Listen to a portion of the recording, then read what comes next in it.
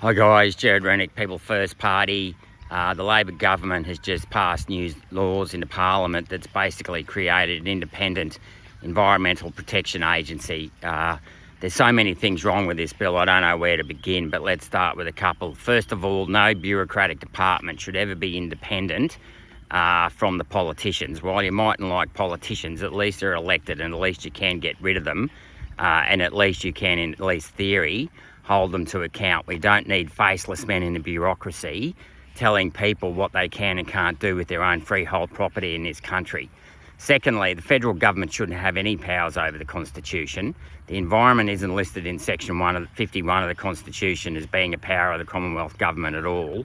The reason why the federal government has the laws to do this is thanks to what Bob Hawke did in 1983, when he took the Tasmanian Government to court over whether or not they could build a dam in Tasmania, and they used the foreign treaties power to argue that. And effectively, in my view, that undermined the powers of the state governments, and that was never the intention of our founding fathers when they inserted 51(29) of the Constitution about foreign treaties into the Constitution. Owen Dixon, in an earlier case, and Owen Dixon is widely regarded as Australia's best High Court judge, or greatest High Court judge, says 51(29), the foreign powers treaty should only ever be used in around issues that have truly international characteristics. But what happened is Bob Hawke has used foreign treaties power to start undermining the powers of state governments.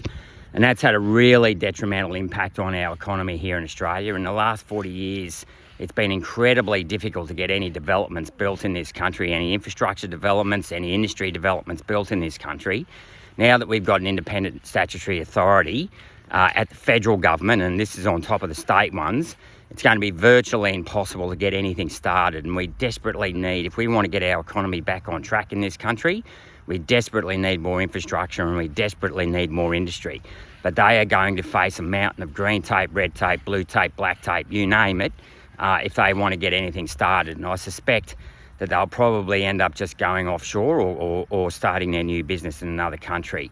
If you want to change all this, if you want to actually get behind a party that understands Australia's history and understands how we need to, the process by which we need to undermine and unwind all these rules and regulations brought in by our federal government over the last 30, 40 years, please consider signing up to People First Party today at www.peoplefirstparty.au. Cheers.